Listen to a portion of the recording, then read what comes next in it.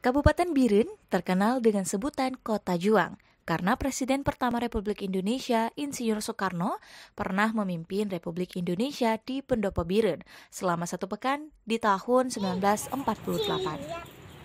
Bahkan kini Pendopo Biren telah menjadi museum bersejarah dan salah satu tujuan wisatawan lokal. Tak hanya itu, lokasi wisata di kabupaten penghasil keripik pisang itu pun kian bertambah. Sejak beberapa bulan terakhir, hadir agrowisata kebun anggur yang terletak di Desa Cotbada Barat, Kecamatan Pesangan, Biren. Setiap hari, kebun anggur tersebut banyak dikunjungi wisatawan lokal.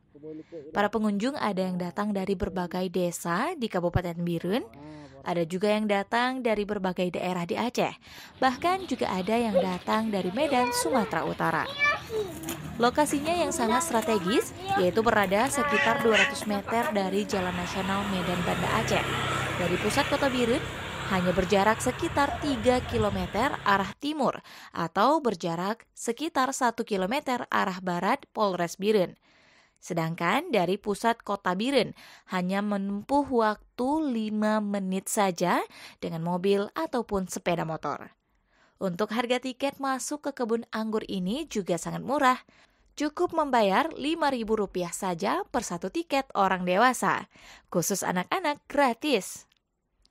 Indra Budian, pemilik kebun anggur Cotbada Barat, kepada aceinfo.id mengatakan, luas kebun anggur tersebut mencapai 1.000 meter lebih, dan ia menambahkan ada berbagai jenis anggur yang ditanam dan semua jenis anggur diimpor dari luar negeri, lalu dikembangkan sendiri.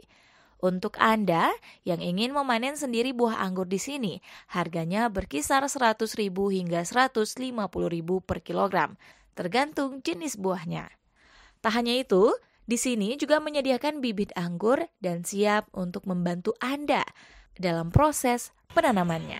Anggur ini sudah berjalan 1 tahun, kita mulainya dari awal 2021. Luas kebun lebih kurang 1.000 meter persegi. Ini sudah memasuki pembuahan yang kedua. Kemarin pembuahan pertama di usianya yang 8 bulan. Sekarang sudah memasuki usia pembuahan yang kedua. Hampir dari seluruh daerah ada. Karena anggur ini kan termasuk hal yang baru.